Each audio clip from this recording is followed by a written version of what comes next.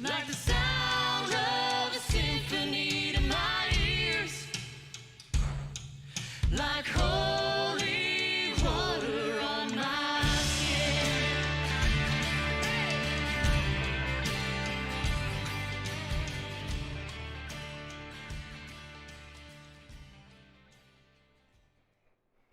Good morning. So glad you could join me this morning for C3 on this beautiful Friday morning. We are excited about what God is doing here in Christ Church and here in the South Hills, and it's a privilege to be able to touch base with you on a regular basis and just share devotion and share some exciting things that are going on. Hopefully you got to join us on Wednesday when we interviewed a couple of our seniors. Again, one of them, like I said, was having some technical difficulties, so we're going to have Christian on special coming up here in the near future, and we've worked that out, so be watching for that. So we're excited about that, and I want to remind everybody that although we were shooting for this weekend to open in-person worship, again, due to the spike in cases, we will not be opening this weekend.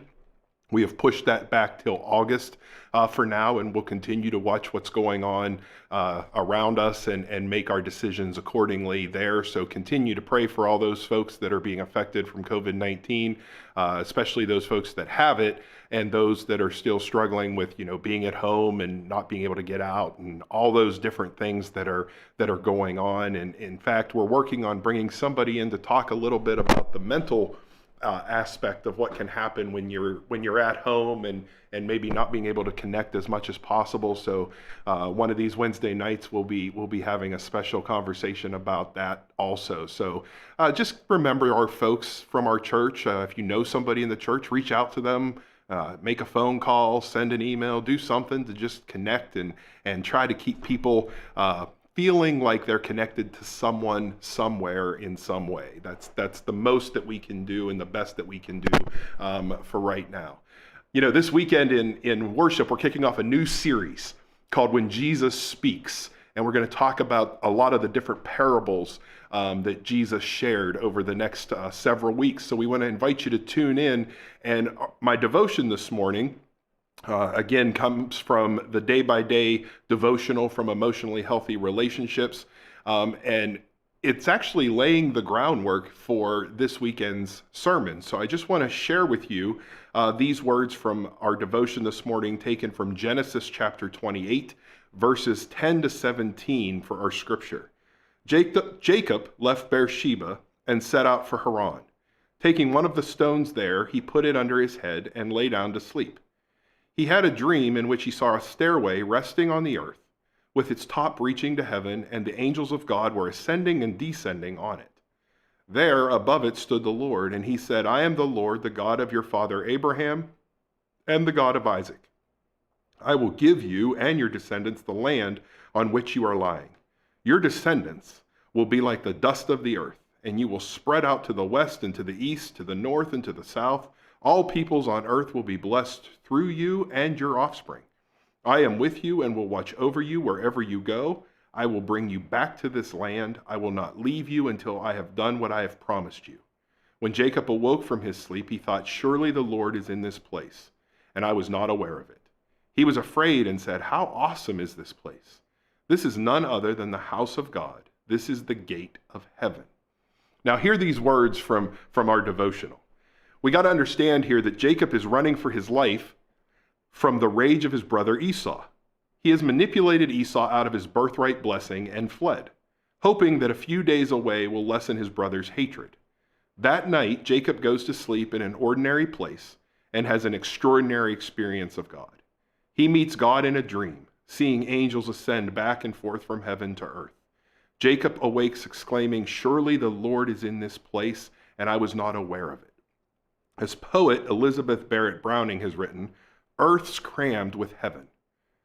Thomas Merton also says it well. He says every moment of every event of every person's life on earth plants something in their soul. For just as the wind carries thousands of winged seeds, so each moment brings with it germs of spiritual vitality that come to rest imperceptibly in the minds and hearts of people. Most of these unnumbered seeds perish and are lost because we are not prepared to receive them. God invites us to have that same awareness, to wake and see that he is active in every part of our lives, including our failures, disappointments, betrayals, misunderstandings, shattered dreams, marriage or singleness, anger and anxieties. We live in a God-soaked world.